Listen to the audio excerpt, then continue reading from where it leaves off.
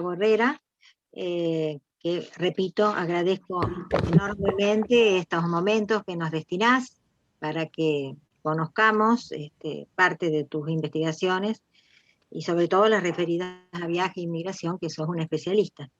Fernanda es investigadora adjunta del CONICET, con sede en el Instituto de Literatura Argentina Ricardo Rojas de la Universidad de Buenos Aires. Es doctora, perdón Silvia, ya estás grabando, ¿no? Sí. Es doctora en literatura comparada y traducción de textos literarios, magíster en conservación y gestión de bienes culturales y en literatura comparada por la Università degli Studi di Siena, licenciada en letras por la Universidad Nacional de Salta. Es premio de la Academia Argentina de Letras y mención de honor de la Facultad de Humanidades de la Universidad Nacional de Salta por su promedio como egresada de letras. Recibió becas de investigación y estudio del Consejo de Investigación de la Universidad Nacional de Salta, de la Regione Toscana, del gobierno italiano, de la provincia de Siena y del CONICET. Trabajó en las facultades de letras de Siena y Arezzo, de la Universidad de Siena, como docente de literaturas hispanoamericanas, literatura española, cultura hispanoamericana y lengua española. Fue cultrice, o sea, experta de lengua española, en la Università degli Studi di Siena y colaboradora y experta lingüística en lengua española en la Università per Stranieri di Siena. Publicó El Fondo de Mercedes de Tierras y Solares de 1583 a 1589, del Archivo y Biblioteca Históricos de Salta en el 2010, Sátira política y representaciones de género en la prensa de Salta a fines del siglo XIX, en la Universidad de Salta 2010, Parodias y reescrituras de tradiciones literarias y culturales en Leopoldo Marechal, por Corregidor 2015, Huellas y recorridos de una utopía, la inmigración italiana a la Argentina, por Teseo 2015, por el cual recibió el Premio Internazionale Ennio Flaiano 2016, La cultura italiana en el mundo, en la 15ª edición de Italianística.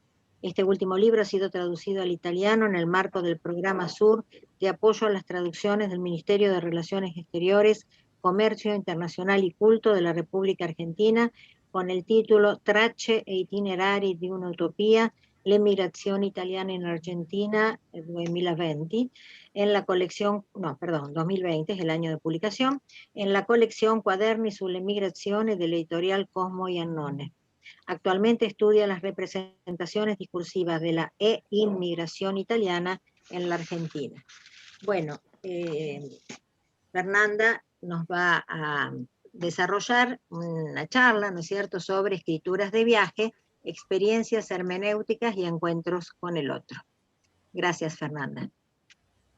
Bueno, muchísimas gracias ante todo, Adriana, por la invitación, porque aparte siempre es un placer colaborar con vos y estar en contacto, porque más que una colega, sos mi amiga, o sea, hay un gran cariño, un gran respeto, una gran admiración hacia tu trabajo, hacia tu trayectoria. Y bueno, y también muchas gracias a Silvia también por la organización y bueno, y a la Universidad Nacional del Litoral, que siempre es un placer compartir aún en la distancia espacios.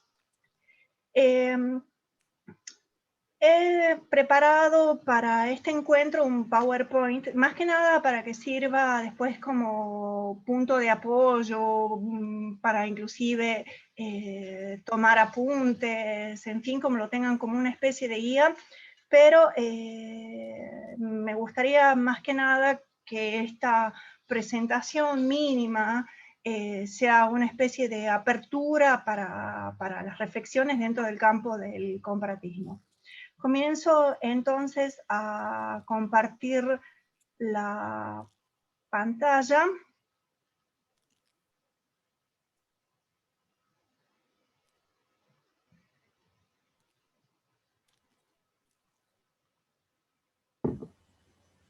Se la ve bien, ¿verdad? Bueno.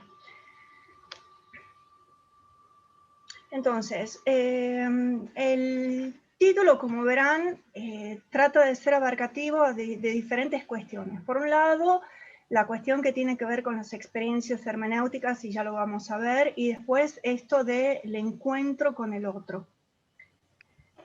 Dentro de lo que es el comparatismo, bueno, lo importante es considerar como punto de partida esta concepción de lo que es la categoría del desplazamiento como una experiencia compleja que no implica solamente desplazamientos físicos o geográficos, sino que también son principalmente desplazamientos, movimientos intraculturales.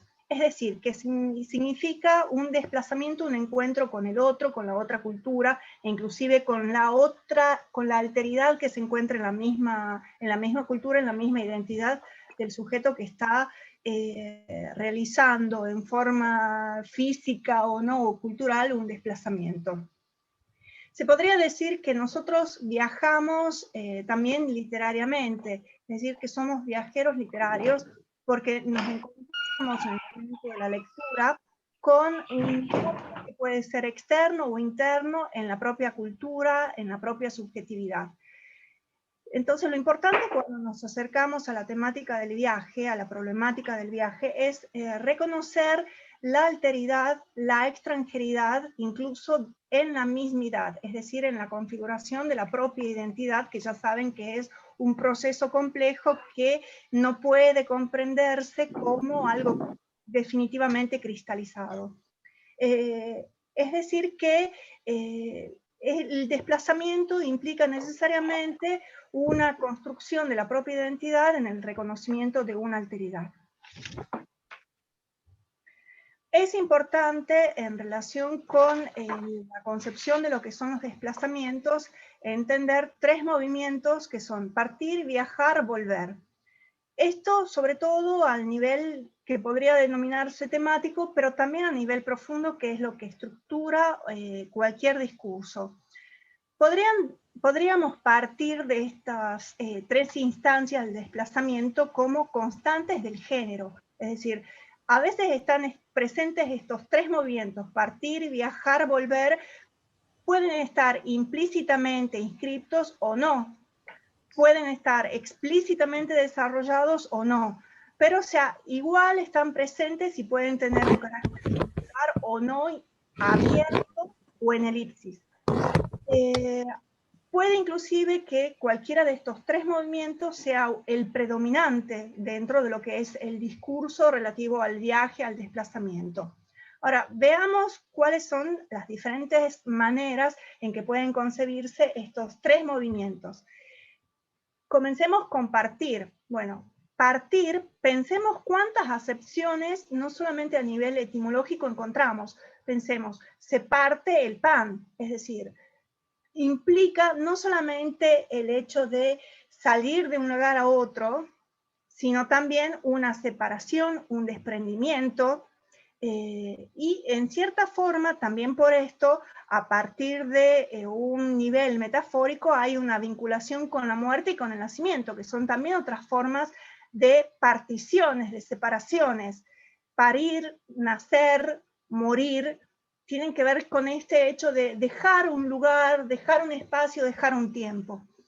En este sentido vemos que estos tres movimientos y la idea de inclusive el desplazamiento puede también tener un nivel metafórico que tiene que ver justamente con las etapas de la vida. Hay una idea de separación, pero también una idea de conjunción, de reunión en el futuro. El viaje, por otro lado, si tenemos en cuenta toda la cuestión que tiene que ver con la etimología, con el nivel de su valor desde, por ejemplo, la lengua provenzal, tiene que ver también con el latín, con el viaticum, es decir, con el alimento que se lleva en un viaje. El viático es también, por ejemplo, piensen ahora en la actualidad, que es lo que corresponde como un pago extra en algún viaje que se tiene que hacer en representación, o sea, lo que acompaña. Es decir, que esta idea del viaje tiene que ver con lo que se consuma, con lo que se recibe, con lo que se transforma y con lo que se intercambia en el viaje. Si nosotros consideramos también el concepto de la palabra viaje en otras lenguas, tenemos, por ejemplo, ¿cómo se dice viaje en inglés? Se dice travel, ¿no?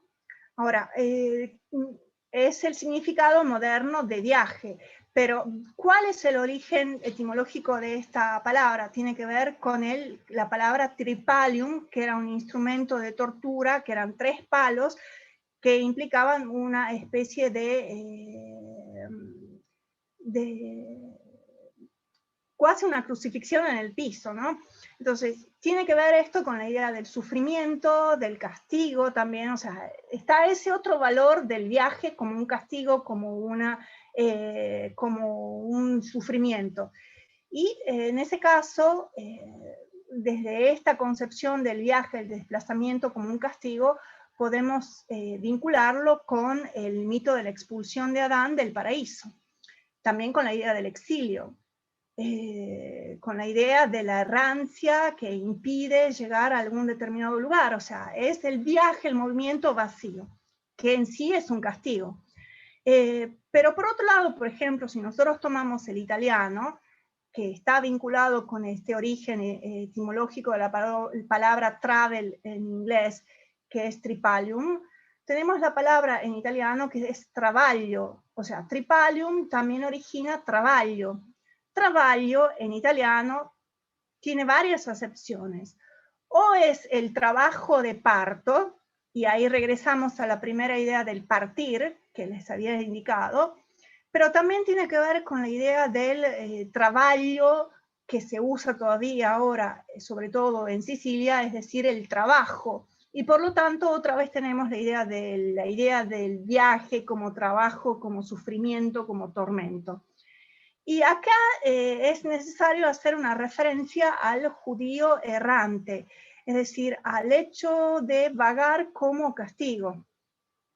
Una expulsión que implica un movimiento sin que haya la posibilidad de un regreso y sin que ese movimiento tenga un significado. Pensemos la idea del viático, que es lo que se consume, lo que se produce, ¿no? O sea, que todo desplazamiento necesita tener esos valores también para encontrar una dimensión dentro de una narrativa mayor. Ahora, está este otro movimiento, que es el de volver, que es el regreso, también implica un movimiento a veces circular, y que puede significar una instancia de crecimiento, de diferenciación. O sea, volver no significa una identificación con el momento primigenio del desplazamiento, sino que implica necesariamente ese volver una transformación del sujeto.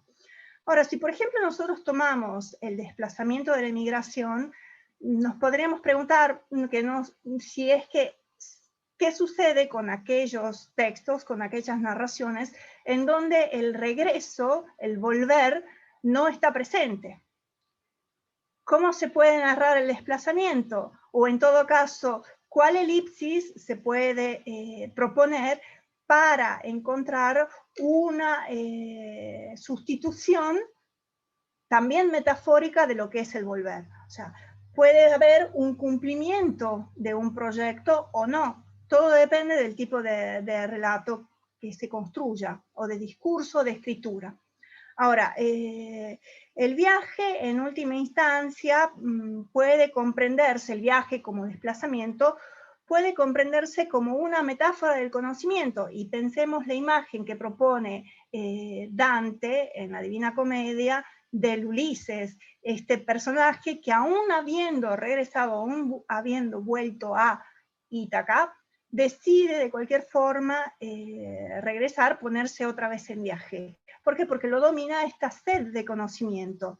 Y en ese sentido encontramos una explicación de una concepción de la naturaleza subversiva del viaje, es decir, que hay una especie de negación o bien de voluntad o de deseo de transformar un mundo anterior por un mundo nuevo.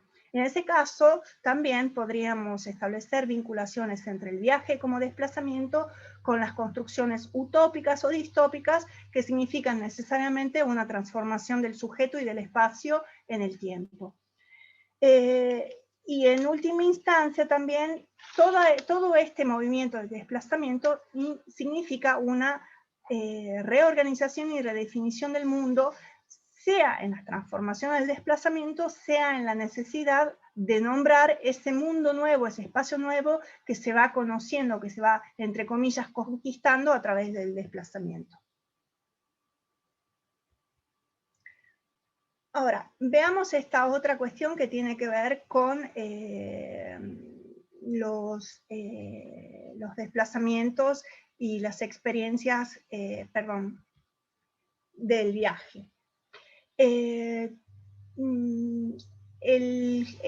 género, las escrituras de viaje, es tal vez un término que nos quita el problema de la definición de lo que es relato de viaje, la literatura de viaje, pero es importante que lo abordemos a este problema. Es el problema del género, lo que sobre todo se plantea, porque ¿cómo podemos abordar, trabajar textos tan disímiles, tan diferentes como por ejemplo el diario de a bordo de Colón, el relato que propone Marco Polo, o las crónicas de los conquistadores en América, o los relatos del Gran Tour, o las memorias de los inmigrantes, o por ejemplo textos que ficcionalizan el viaje? O por ejemplo, las guías de viaje son también textos que se pueden incluir dentro de lo que son las escrituras de viaje.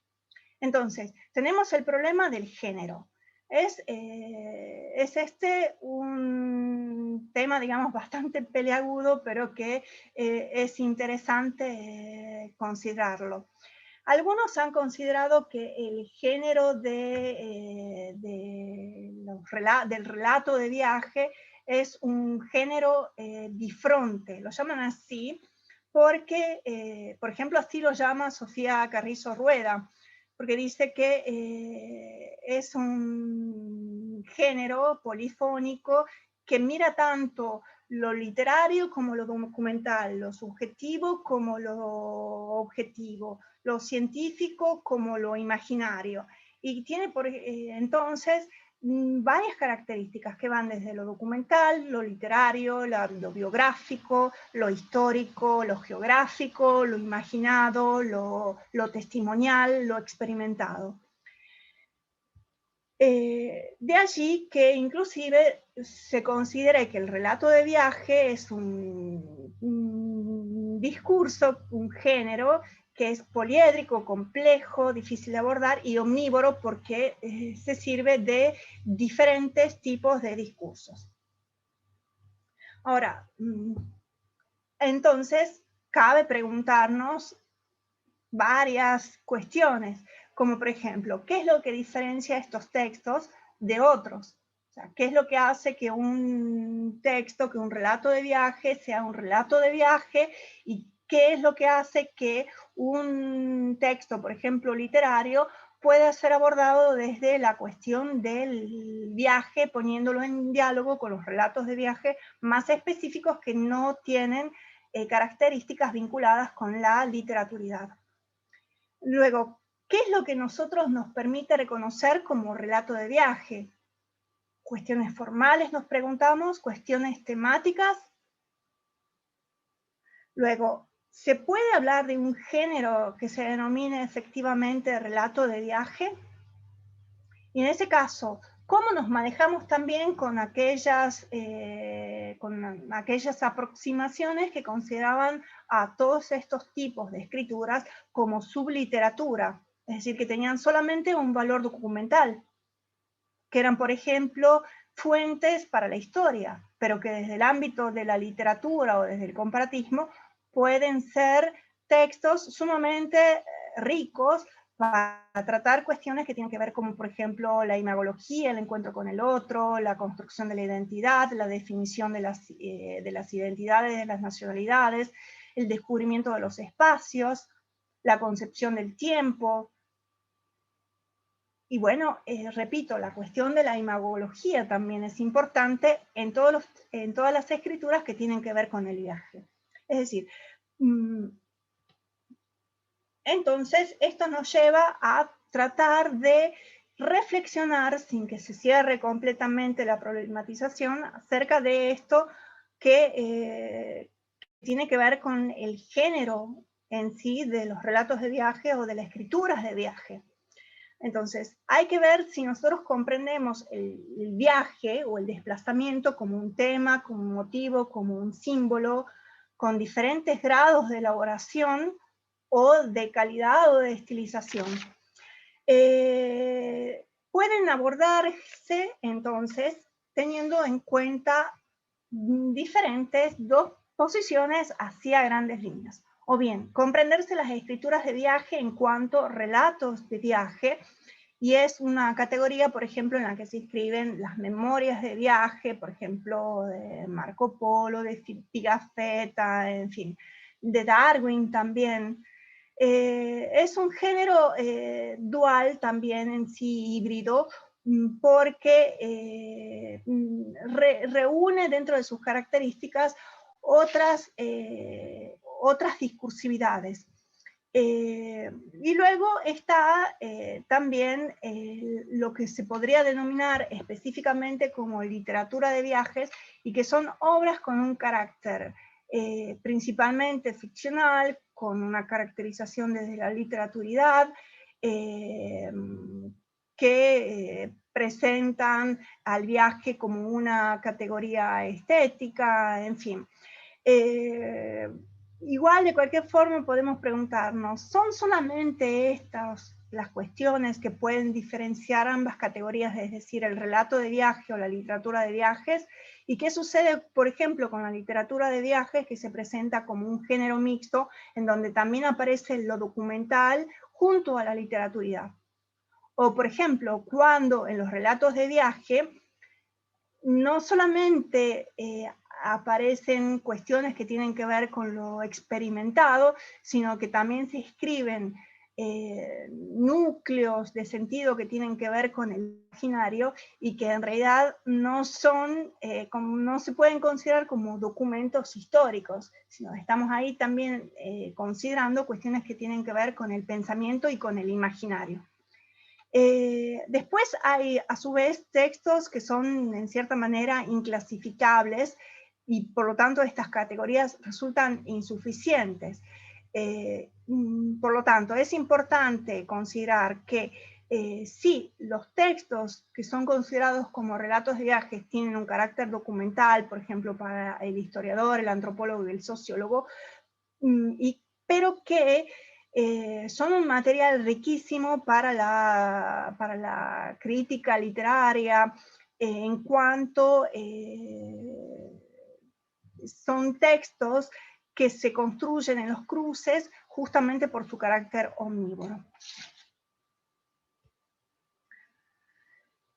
Ahora, es importante hacer una presentación bastante rápida de dos cuestiones que tienen que ver con, por un lado, el género, y por otro lado, la literaturidad. Bueno, el género, se pueden seguir las teorías de Todorov y de Genet. Por ejemplo, si nosotros consideramos la teoría de Genet, se habla de la defensa de la propiedad de los géneros como principios expresivos, el control de las reglas del sistema, etc. Luego está toda la cuestión que tiene que ver con lo histórico, que se encuentra también en la propuesta de Genet, pero que indica que, de cualquier forma, ninguna instancia viene totalmente determinada por la historia en cuanto a lo que se refieren los géneros. Entonces, lo importante es considerar, de cualquier forma, más allá de esto, la elasticidad y la dinamicidad, es decir, las transformaciones y el alcance histórico que pueden contribuir a la definición de los rasgos de los géneros.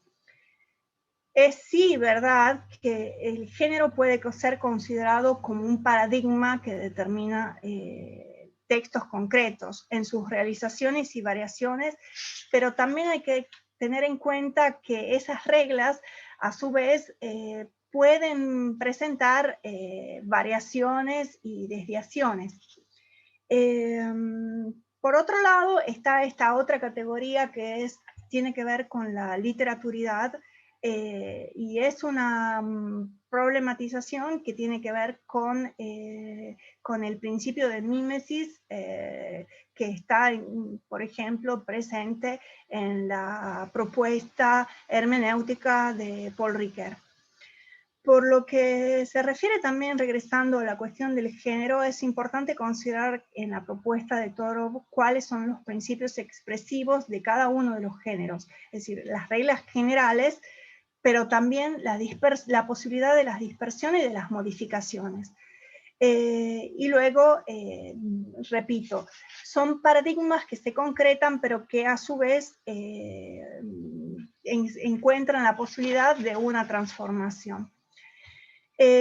Por lo que se refiere al principio de mímesis, de literaturidad, bueno, es un principio que se encuentra definido en el formalismo ruso, pero es importante vincularlo con la construcción de un imaginario textual que implica una selección y una puesta en orden de diferentes sucesos según un principio de imitación. Vamos a ver la otra ficha. Entonces, atendiendo todas estas cuestiones, ¿cuál es el desafío que se presenta, por ejemplo, desde el ámbito de la literatura, pero pensemos sobre todo desde el comparatismo? Tratar de definir este tipo de escrituras vinculadas con los desplazamientos del viaje, sea relatos de viaje, o sea literatura de viajes, o las diferentes variaciones del género vinculado con el viaje, con los desplazamientos, atendiendo posibles rasgos formales que se presenten como constantes, atendiendo justamente esa idea de Torov de las variaciones, o sea, un paradigma, pero que presenta a su vez variaciones, como si fuera un canon, ¿no? O sea, el canon también es una variación, piensen en lo que se refiere a la música. Ahora, hay que tener también en cuenta, cuando se tratan de hacer un estudio de esto, cuáles son los canales de emisión, de recepción, de circulación, de producción de estas escrituras. Cuáles son las funciones que están regulando. Y es importante aquí considerar, por una parte, cuáles son las posibles tensiones que se pueden crear en las escrituras vinculadas con el viaje. Son dos cuestiones que se pueden reconocer. Por un lado, la descripción, y por otro lado, la narración. Pueden ser claves para tratar de reconocer algunas distinciones entre las diferentes producciones. Esto no significa que o la descripción o la narración sean más importantes que la otra, sino que puede haber un predominio de alguna de las dos funciones según el tipo de discurso que se presente y en función de cuáles son los núcleos que se están desarrollando. Entonces, por ejemplo, si nosotros atendemos la cuestión formal, en los relatos de viajes, generalmente lo que predomina es la descripción, más que la narración. O sea, por ejemplo, es la descripción, el sostén del discurso, en cuanto se presenta un fragmento del mundo en el cual también se puede incluir no solamente el paisaje, el espacio urbano, rural, sino también las personas, las relaciones, las culturas. Es decir, lo que se busca atrapar es una imagen. Mientras que en la literatura de viajes, en cambio, desde esta propuesta, lo que estaría predominando sería una narración, y las descripciones, si bien puede haber, no siendo predominantes, lo que hacen es contribuir al desenlace, al desenvolvimiento de una trama, de una transformación de una situación disfórica a eufórica. En ese caso, se podría hablar, siguiendo la propuesta de Roland Barthes, de funciones cardinales o núcleos. Por lo que se refiere a la descripción, inclusive si hay historias, son las historias las que describen ese mundo. Y no importa en ese sentido tanto un desenlace, sino una anécdota, algo que dé una mejor interpretación de una imagen. Ahora bien, existen dentro de lo que es esta aproximación, teniendo en cuenta los rasgos formales, en fin, pactos de lectura que, en cierta forma, hay que reconocer que vienen impuestos desde la antigüedad y desde el medioevo y que han determinado a su vez la recepción crítica.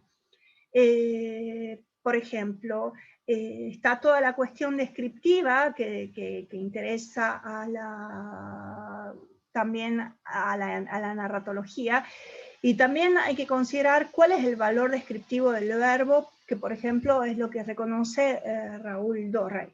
De cualquier forma, hay que ver qué es lo que está predominando, o el interés de lo que describe, inclusive de lo que se calla. La parte documental, si es la que se potencia en la descripción, en las expectativas, en los imaginarios, en los códigos socioculturales, o bien hay una inscripción de isotopías, de tramas narrativas, en fin.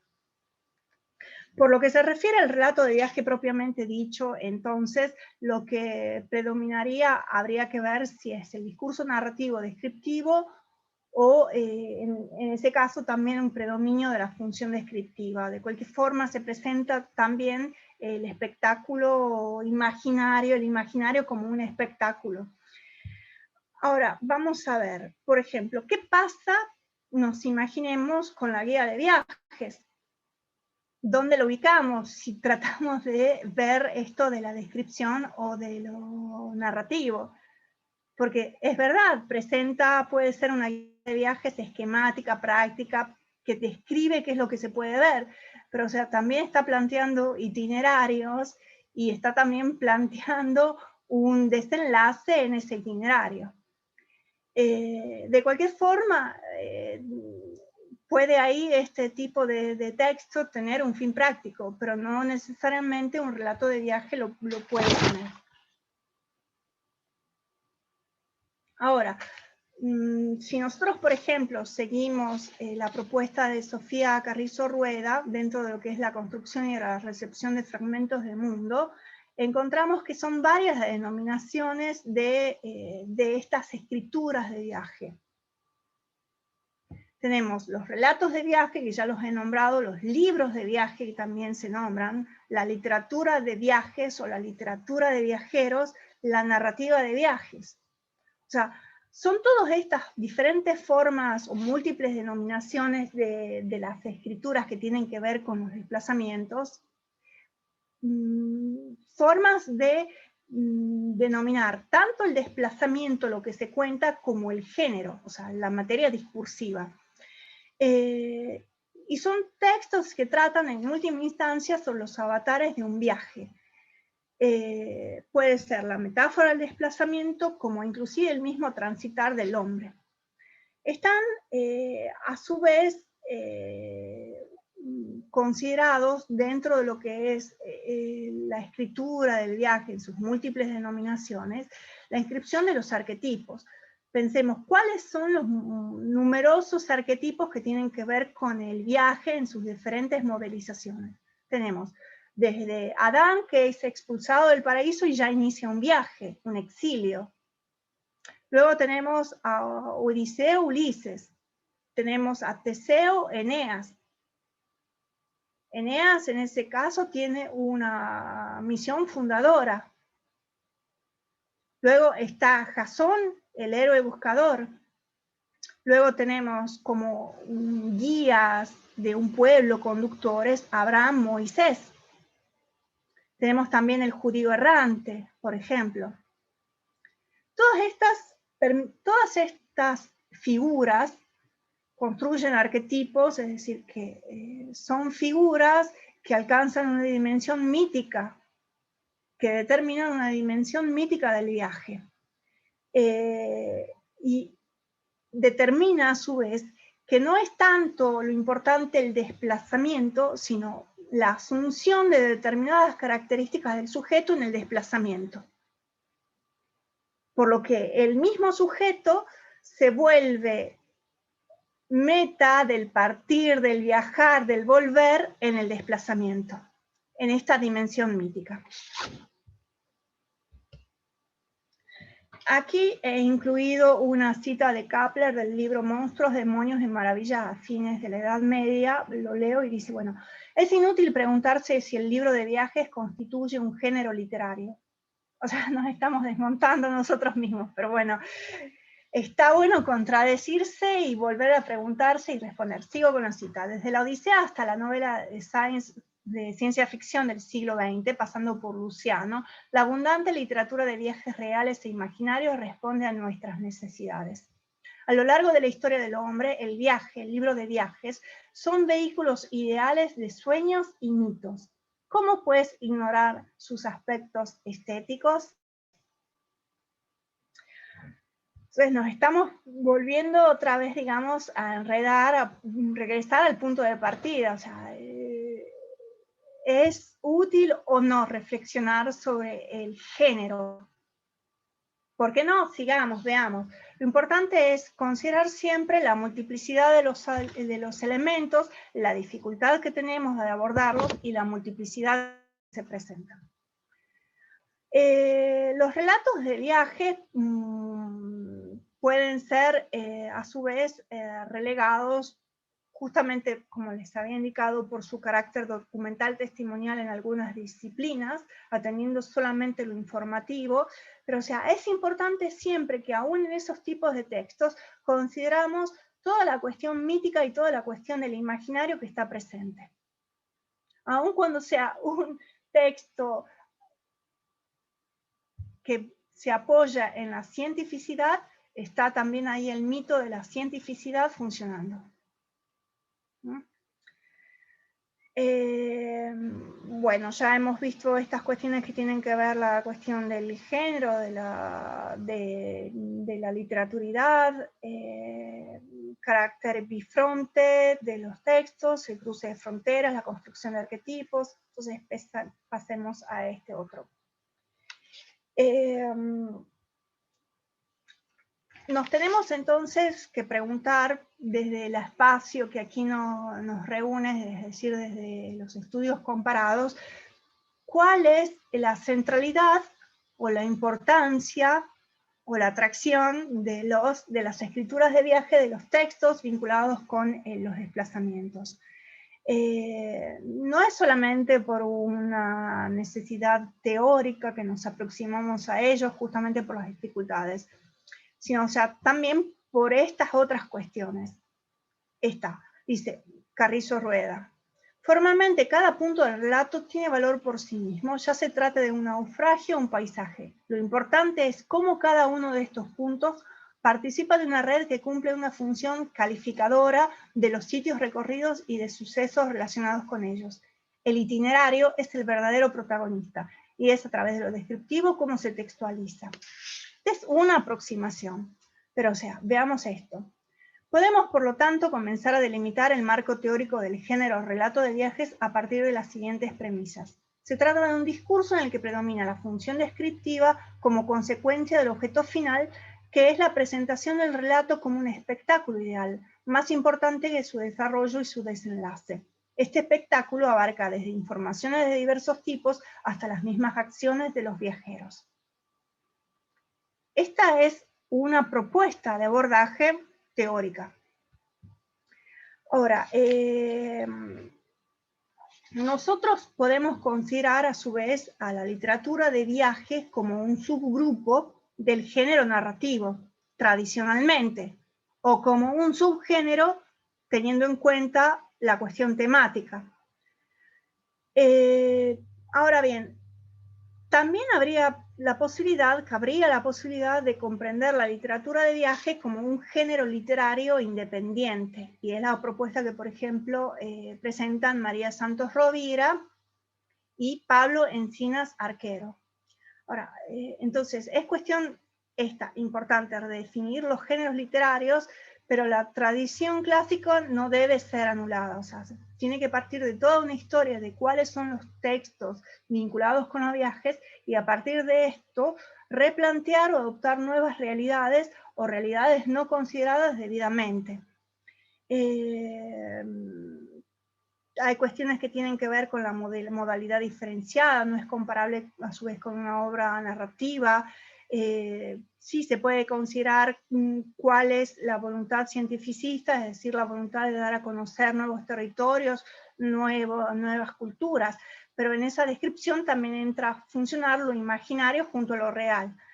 Y fundamentalmente es importante dar a conocer cuáles son las vivencias que están presentes en una escritura de viaje. Entonces, sí es importante considerar el análisis sistemático de los aspectos formales, estructurales de las temáticas, pero sobre todo esta voluntad de viajar, de dejar constancia que hay en todos estos tipos de escrituras, sean reales, ficticios, imaginarios, poéticos. O sea, está la voluntad de dejar una huella. O sea, la impronta del yo, de la subjetividad, es lo que está predominando, más allá del carácter descriptivo o narrativo. Más allá de la voluntad cientificista, hay una observación objetiva en donde el sujeto se erige. Se puede hablar a su vez de geografías subjetivas, espaciales, ¿no? Bueno, esto ya lo hemos visto, la autonomía del género no, la intermediación cultural, la multiplicidad de producciones, esto, bueno, ya lo hemos visto. Es un proceso hermenéutico porque se trata de definir el mundo, de definir la propia cultura, y en ese tratar de narrar esa alteridad o la mismidad hay una traducción, hay una interpretación, hay una voluntad de dar a conocer, de explicar.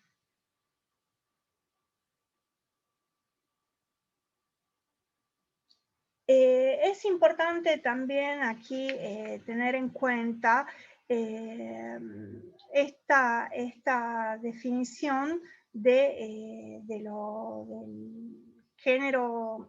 Volvemos a la anterior, perdón.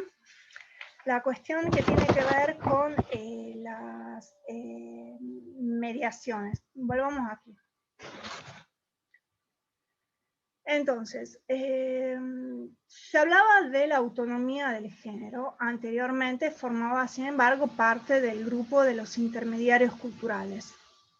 Implicaba, a su vez, una voluntad de realizar traducciones, de pertenencia a grupos, a círculos, a escritos de viaje. Había también como yo les había indicado, una referencia a la multiplicidad de producciones. Les había indicado los relatos de viaje, los viajeros, las novelas de viajes, las novelas sobre los viajes, las guías de viaje. Por ejemplo, piensen también los manuales dirigidos a los inmigrantes. Se encuentra dentro de lo que es la producción vinculada con los desplazamientos. Bueno, repito, es importante considerar las diferencias en la organización del discurso, cuáles son los objetivos de estas escrituras, cuáles son los lectores, cómo se inscribe el viaje, insisto, si es real, metafórico, alegórico, y bueno, insisto sobre el carácter omnívoro de este tipo de escritura, que aparentemente no tiene confines y es mudable en movimiento, es dúctil, se encuentra en contacto con otros géneros. Luego, es importante considerar a su vez cuáles son estos procesos hermenéuticos, que son procesos de traducción y de interpretación tanto de la exterioridad como de la interioridad. Y esto significa que se tenga que repensar el desplazamiento, no solamente, insisto, con el concepto inicial, como un desplazamiento físico-geográfico, sino fundamentalmente también cultural. Y Y es importante a su vez que se considere la discursivización, es decir, los textos que relatan estas experiencias teniendo en cuenta que sea un relato directo o indirecto de la propia experiencia. Si hay una estilización, regresamos a la cuestión de la literaturidad, es decir, si hay una imitación de textos anteriores vinculados con la tradición, si hay una incorporación, una convocatoria, una cita, una representación, si se están siguiendo ciertos rasgos definitorios e identificatorios que tienen que ver con esta tradición del relato de viaje, si se apela a resonancias o no. Es decir, ¿cuál es el tipo de mediación literaria que se inscribe en esos textos vinculados con los viajes, pero desde lo literario? Entonces, tenemos en cuenta aquí cuáles son los procesos dialógicos, las interpretaciones, las intenciones que se van construyendo. Si se construye o no una parodia. Y como regresando a la idea de Bakhtin, si hay una interpretación o traducción ideológica del otro. Ahora sí. Está a su vez esta otra propuesta que es la propuesta del texto o de la escritura de viaje como género de frontera, que necesita por lo tanto un abordaje desde diferentes disciplinas. Y es interesante en este sentido la propuesta que realiza Luigi Monga en un artículo publicado en Annali di Italianistica en el 1996, que propone, justamente para tratar de salvar todas estas cuestiones que les he presentado sobre el género, sobre la literatura, es esta idea de la escritura, de la literatura o de pórica, ¿no? Es decir, de toda aquella literatura o escritura vinculada con el viaje, sean viajes reales, imaginarios, pero que necesariamente implica un encuentro con el otro, una transformación de uno mismo o del espacio.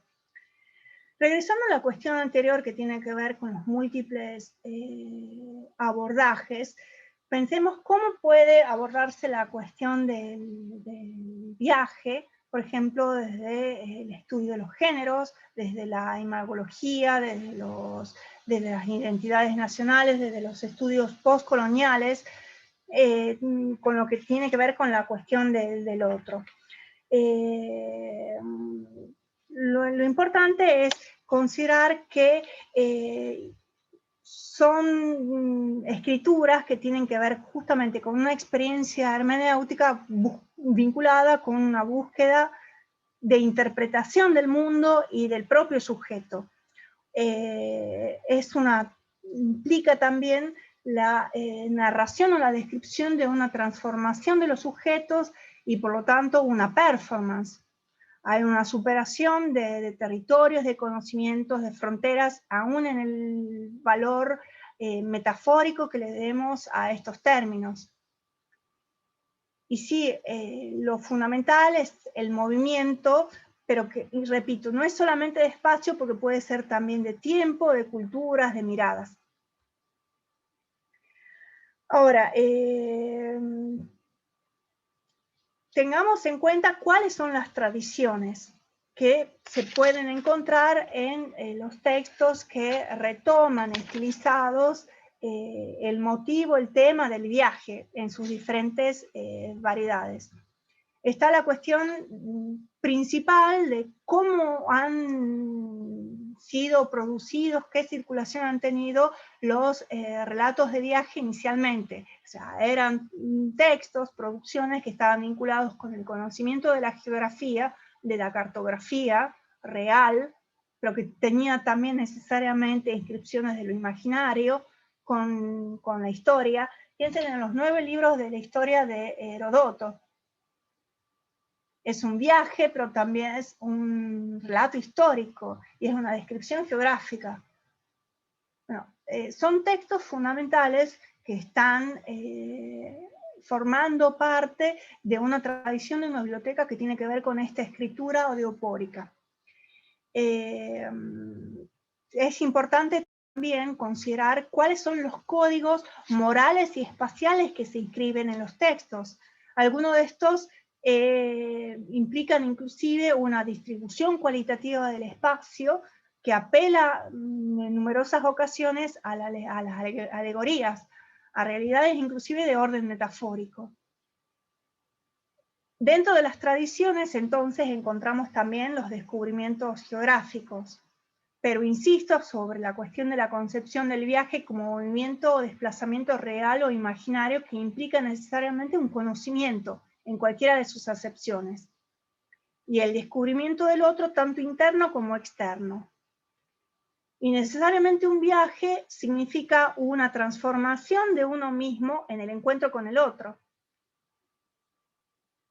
Pueden ser inclusive traslados microscópicos, como por ejemplo este otro texto, Viaje alrededor de mi habitación. Está también la cuestión de la metáfora del enigma de las fuentes del Nilo, que también funciona como un llamado constante en algunas producciones, aun cuando no esté explícitamente citado. En ese sentido, ¿cuál es el mito que está funcionando ahí? No es necesario que esté citando el Nilo, o sea, se está hablando de cuáles son las fuentes en cuanto a la utopía o, por ejemplo, la construcción de las antípodas. Y la concepción también subversiva del mundo y del viaje que va más allá de aquello que se conoce. Está toda esta cuestión del reconocimiento de lo exótico, de lo maravilloso, de la rareza del mundo, porque es difícil que se cuente en un viaje aquello que es cotidiano. O sea, tiene que salir fuera de lo conocido. Tiene que tener un valor para ser narrado. En ese sentido, son importantes también los relatos de las grandes expediciones.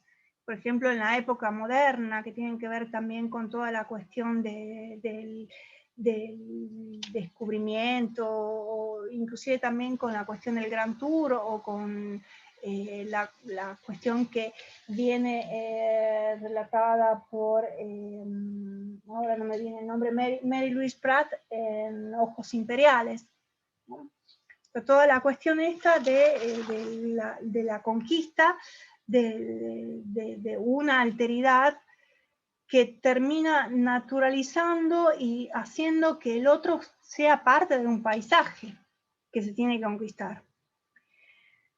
Veamos ahora esta otra cuestión. Ahora, ¿cómo son los viajes modernos en los tiempos modernos? Pensemos, ¿son parecidos a los viajes de conquista, de reconocimiento de un espacio diferente? ¿Son, por ejemplo, identificables con los relatos que determinaban o contribuían al conocimiento de un territorio con fines comerciales o políticos, o con fines geopolíticos? No. Lo que sucede, o lo que sucedía cuando antes viajábamos, era así, era una concepción de que todo parecía cerca. Pensemos cuando organizábamos los viajes, y que los organizaremos después, pasado toda esta pesadilla, cómo se organizaban los viajes en los tiempos modernos. O sea, el lugar que antes podía ser exótico de cualquier forma se encontraba cerca. Piensen en el turismo de masa. Ya no era algo prestigioso o exclusivo como podía suceder con el Gran Tour. Ya no existía el principio de la distancia o de la exclusividad, o sea, todo parecía a la mano. Y entonces, ¿cuál era el mito nuevo que se construía en los viajes modernos? O sea, no tanto con el descubrimiento, sino la cantidad de viajes que se podían realizar, o sea, la enumeración y la rapidez de los viajes. Parecía inclusive que cuanto más se viajaba, parecía que más se lograba el reconocimiento del título de viajero, pero también pasaba que cuanto más se viajaba, era como que se conocía menos y la calidad del viaje también disminuía. Piensen en toda la producción editorial que está ahora en nuestra época vinculada con los viajes. Y cuál es la presencia de los viajes en la literatura. O sea, está la imagen del viajero escritor, pero también del lector, que se vuelve junto al viajero escritor un viajero. Y está esta búsqueda de ir más allá de los estereotipos, creando una geografía paralela. Piensen en el mito, por ejemplo, de la Patagonia. Pero también está este otro mito nuevo, que es el mito, repito, del turismo, que es el que les había señalado antes, que ya se habla más de turismo que de viaje. Y aquí tenemos que vincular esta cuestión del desplazamiento con una industria, con un fuerte valor económico, que está todo regulado, que tiene que ver con esto que es en cierta forma un invento social, que es las vacaciones, un viaje de placer, y que, por ejemplo, si lo ponemos en diálogo con otros tipos de viaje, como por ejemplo las peregrinaciones, son completamente diferentes. O sea, las peregrinaciones podían durar años, estar asignadas por lo azaroso, inclusive tanto es así que si consideramos los viajes del medievo opuestos a los viajes de turismo, se aconsejaba que quienes se ponían en viaje pusieran en orden todas sus cuestiones económicas. Finalmente, para cerrar la exposición, me interesa presentarles esta frase de Marcel Proust, que seguramente ustedes conocen, y que es: el verdadero viaje no consiste en ver nuevos paisajes, sino en tener nuevos ojos. Y bueno, yo les agradezco la atención. Dejo ahí las direcciones de correo. Suelo contestar todos los correos, si tarda un poco, tengan paciencia o insistan, pero sí soy de contestar todos los correos. Y bueno, queda entonces abierto el espacio para las preguntas, las dudas, y si tienen interés les puedo señalar alguna bibliografía, y también les puedo enviar a través de la misma plataforma bibliografía que se encuentra digitalizada. Entonces, les agradezco la atención, la paciencia, y espero que haya sido claro todo. Sí, muy claro. Fernanda, muchas gracias. Realmente claro, profundo, variado. Creo que a los chicos les ha dado un montón de elementos también para pensar, ¿no? Esta cuestión de los textos, las textualidades de viajes desde todos los ángulos posibles, ¿no? Y bueno, quizás alguno pueda llegar a elegir este tema para hacer su trabajo final. Por lo tanto, lo que vos has brindado, más los materiales, que bueno, que vos te parezca que podamos subir al entorno. Nosotros tenemos un entorno donde subimos materiales. Por supuesto, yo tengo... No, tenés silenciado, Fernanda. Perdón. Sí. Que lo estoy ya comenzando a subir, si les interesa. Bueno, cómo no. Y bueno, luego también está tu libro, que es precioso, ¿no es cierto?, sobre la migración italiana en la Argentina, que también ese seguro que no está en PDF, pero bueno, si alguien, yo por supuesto lo tengo, pero no lo vamos a subir al entorno, pero si alguien en algún momento quiere fotocopiar alguna parte o algo, ¿no es cierto?, bueno, yo tengo ese material en la mano. Bueno, chicos, no sé si quieren hacerle preguntas a Fernanda. La verdad que, pobre, hablaste más de una hora.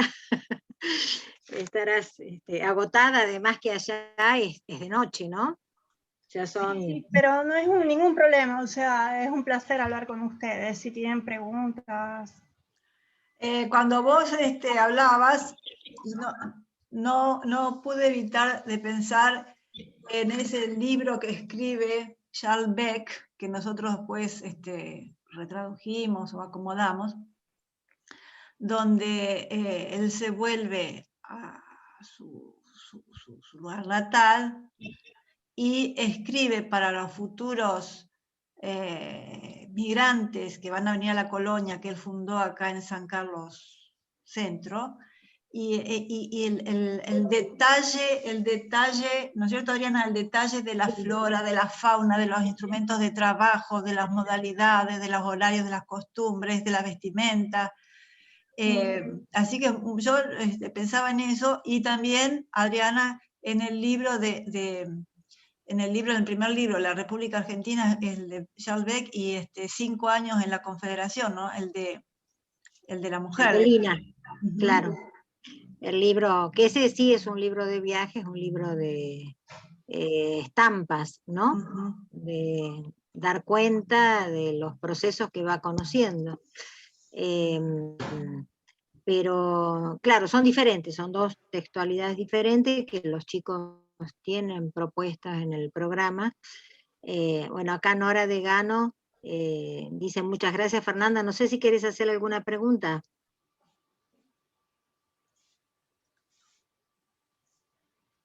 Como tiene silenciado. Hola, Sí. ¿qué tal?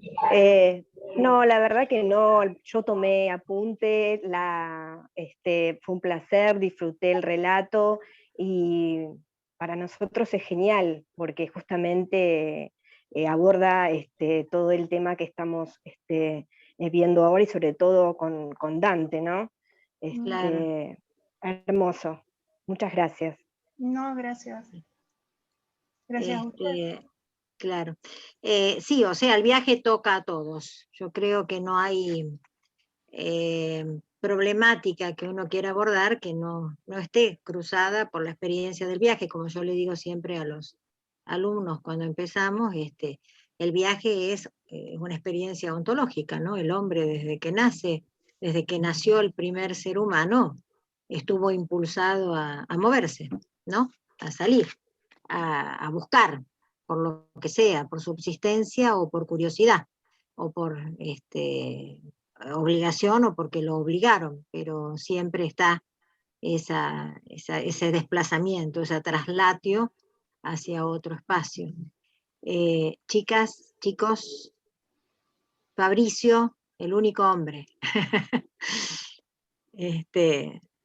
No, la verdad todo muy claro, y eso, anotando todo lo que mencionaba y descargando algunos de los archivos que compartió como Ojos Imperiales, que me interesó, así que le voy a echar un vistazo.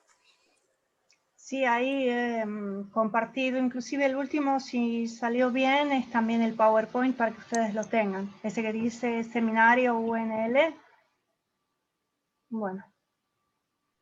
Sí, se vio bien. Sí.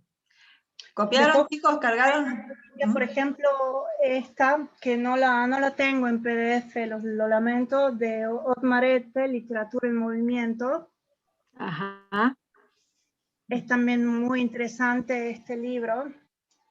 Bueno, eso le vamos a decir a Ana Copes, que ella estuvo en contacto con el doctor Ete, y a lo mejor tiene el libro, le voy a preguntar. Y si no, puede pedir que se lo envíe, ¿no? El doctor Ete de escrituras de viaje. Uh-huh. Bueno, vos, el que vos mencionaste recién. ¿Cómo? Sí, Adriana, sí, o sea, material. Sí, la bibliografía es, no te digo infinita, pero es muy amplia. Y después, por ejemplo, son cuestiones más temáticas que tienen viajar en el medioevo. Si a alguien le interesa, sí, Terreñote también. Ya hay muchísimos. Después, por ejemplo, está también estos otros textos, Geografía y Viajes Imaginarios. Está también la traducción en español. La edición, la misma, está en español. Y es interesante porque es un manual, un diccionario en donde aborda cuestiones que pueden servir para reflexionar sobre escrituras que tienen que ver con el viaje. Pues, por ejemplo, todos los libros que abordan la cuestión del mito de Ulises también son importantes. Si se quiere hacer un abordaje desde los estudios comparados, de escrituras que tengan que ver con el viaje, aun cuando no tomen explícitamente el mito de Ulises. Pero o sea, está funcionando aún en forma elíptica. Claro. Y bueno, él, Adriana, seguramente lo conoces, a Piero Boitani. Sí, claro. Sí. Sí, yo estaba pensando, bueno, después los chicos lo tienen que transferir a la cuestión de migración, ¿no? Que es la problemática que nos interesa reflexionar en esta instancia por lo que está pasando hoy en día, ¿no? Ya sea por las migraciones tan manifiestas, tan problemáticas, ¿no? De los refugiados en Europa, pero también las migraciones de, qué sé yo, de Venezuela hacia Colombia, de países más estables a países, de países menos estables a países más estables. La cantidad de jóvenes y de personas que están migrando de la Argentina en estos momentos, ¿no? Al Uruguay a lo mejor, a países limítrofes, pero bueno, la problemática de la migración tiene ese costado doloroso, que como vos dijiste, está ya etimológicamente en la palabra travel, ¿no?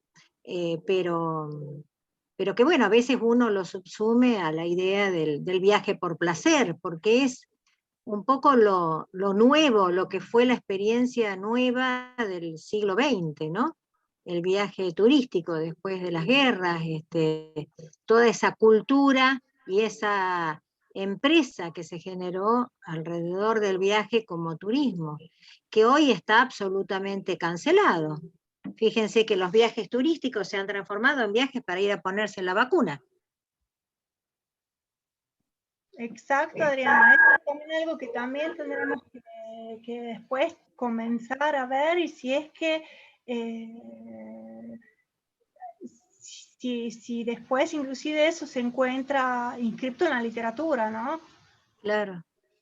Sí, yo creo que debe haber una literatura que está empezando a inscribir esto, sí. Pero va a haber que hacer un trabajo, digamos, de búsqueda inicial y de ver cómo aparece en relación con viaje, peste, pandemia, etcétera, ¿no? Tanto en la historia como hoy, en la experiencia actual. Sí. Y quizás también en Europa, cómo la pandemia está afectando la recepción. Estaba leyendo de que hay países que están rechazando y deportando a refugiados, ¿no? Hay experiencias ahora de rechazo. No me acuerdo si era en algún lugar de España, bueno, lo escuché en un, así muy al pasar, en un noticiero, y digo, bueno, la pandemia debe estar exacerbando la xenofobia, ¿no? Y... Sí, en algunos casos sí, pero de cualquier forma está también... o sea, es como que se está exacerbando todo. Habrá que entender qué es lo que pasa después de la pandemia, si lo que predomina es un espíritu en común o si se tiende a, digamos, a cerrar cada estado, ¿no? Claro. En el caso de Europa, está Turquía, que está funcionando como una especie de barrera de muro hacia impidiendo que lleguen los refugiados sirios, lamentablemente. Pero eso ya estaba antes de la pandemia, ¿no? Estaba antes, pero se está acentuando ahora. Claro. Sí. Así que bueno, nosotros parece que estamos muy lejos de todo eso, pero creo que no. No, porque también tenemos nuestras migraciones internas y nuestros viajes dolorosos en búsqueda o de la vacuna o de la seguridad o de la prestación médica. Sí. Entonces, bueno, creo que va a aparecer una literatura dolorosa que va a generar, ¿no? No a sublimar, sino a mostrar, a representar a través de los recursos del arte, pero para eso es bueno todo este panorama que ustedes han escuchado de Fernanda, para tomar dimensión, ¿no? la cantidad de entradas y de aspectos que puede tener el decir, bueno, la literatura de viaje o la escritura de viaje. Y cómo eso nos obliga, como hizo Fernanda, ¿no es cierto?, para elaborar esta charla, digamos, empezar a reflexionar y a buscar ejemplos y a pensar cómo defino esto, con qué relaciono esto otro, que ese es el trabajo del comparatismo, ¿no? Algo que no está construido, que hay que construirlo a partir de la propia lectura, del propio desafío interpretativo. Bueno, el encuentro Fernanda. con el otro a través del encuentro con los géneros, ¿no? Claro. Con los discursos. Claro, claro. Sí, sí. Y ahora que los viajes son virtuales, porque nosotros también estamos haciendo un viaje virtual a través de la palabra de Fernanda y nos estamos comunicando sin poder tocarnos, sin poder tener, ¿no?, la experiencia física. Y bueno, es importante poder hacerlo, por suerte lo podemos hacer, pero también cuánto estamos perdiendo de eso que era nuestra realidad, ¿no? Yo hoy pensaba, antes para organizar una actividad como esta tenía tantas cosas que solucionar previamente, de dónde sacar la plata, cómo pagar el pasaje, cómo organizar la charla, cómo se hacía, en qué aula de la facultad, quién iba a limpiar los baños, bueno, cosas absolutamente menores, mínimas y máximas, pero implicaba una logística enorme.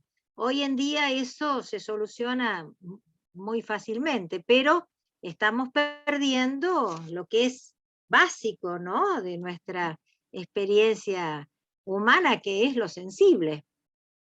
Así que no nos roboticemos. Aprovechemos ahora este momento que podemos dialogar a pesar de miles de kilómetros de distancia, pero después volvamos a la humanidad, al contacto, a la sensibilidad, ¿no?, con el otro. Bueno, Fernanda. Perdón, Adriana, quería agregar una cosita chiquitita, y pensemos también cómo vivimos el espacio y el tiempo en estos encuentros. Teníamos antes la categoría del no lugar, y bueno, sí, el espacio y la virtualidad, pero comencemos a pensar qué es la virtualidad cuando se vuelve único espacio, único tiempo en el que se puede encontrar con el otro, y cómo a su vez definir el concepto de desplazamiento. En cierta forma, también, como decías, Adriana, es un viaje, un desplazamiento, claro, un encuentro con el otro. Y la idea, claro, es que salgamos transformados de este encuentro. Sí, por eso hay que ver qué va a pasar con todo esto, ¿no? ¿Qué va a pasar con todas estas experiencias? ¿Cómo las vamos a capitalizar? Supongo que nosotros, que ya estamos de vuelta y que nos cuesta horrores esto, estamos tratando de sacar, como decía Borges, de la carencia una virtud, pero en el caso de ustedes quizás va a ser lo natural. Quizás de aquí en más la vida universitaria va a estar así, mechada de virtualidad y presencialidad. Y ojalá, digo yo, ¿no es cierto?, no se empiece a dejar de lado la presencialidad porque la virtualidad soluciona cosas, claro que sí. Todo ese esfuerzo previo que uno hacía para hacer un encuentro está ya solucionado. Si tenés una computadora, si tenés alguien que te preste el Zoom, como en este caso Silvia, muchísimas gracias, Silvia, por prestarnos la plataforma. Sí. Y bueno, y tener un rato de tiempo como para juntarnos en esta pantalla. Pero después el proceso termina siendo bastante solitario. Entonces, bueno, si los chicos en algún momento te quieren hacer alguna consulta, pueden hacerlo, Fernanda. Vos dijiste que sí, pero no quiero que te abrumes, ¿eh? Tienen el correo en el PowerPoint que les adjunté ahora hace un rato en el chat. De cualquier forma, si no lo han llegado a copiar, lo escribo aquí. Yo repito, yo contesto todos los correos. Si tardo es porque estoy en apnea con el trabajo o agotada, en fin, pero sí soy de contestar sin problemas. Espero también conquistar con este tema. Y conquistar, porque a pesar viaje. de lo joven que es, ustedes se darán cuenta de lo joven que es Fernanda, y ha hecho un camino académico maravilloso.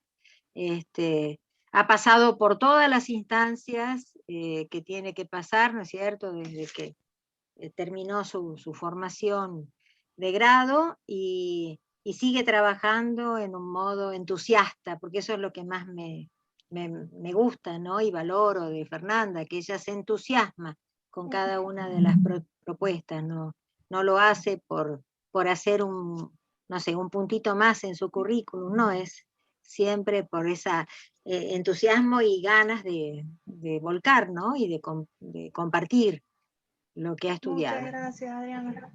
No, me alegro que se vea. Claro que sí. ¿No es cierto? ¿Están de acuerdo conmigo? Bueno, ¿la aplaudimos? Bueno, yo los aplaudo a ustedes por la paciencia que han tenido. Bueno, entonces el jueves va a encontrarse con nosotros Graciela Ricci, ¿no es cierto? Yo voy a estar, si puedo. Bueno, sí, por con mucho supuesto. gusto. Sí.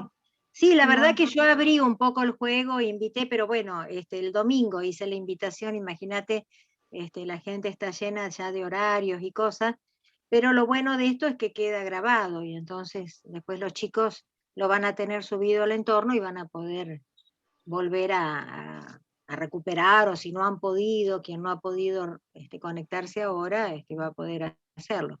Así que sí, el jueves nos vemos con Graciela. Gracias y saludos a Alessandro. Gracias. Saludos a todos, a cuidarse mucho. Chao. Chao. Un abrazo a todos. Gracias. Bueno, chicos, nosotros después nos comunicamos por el tema de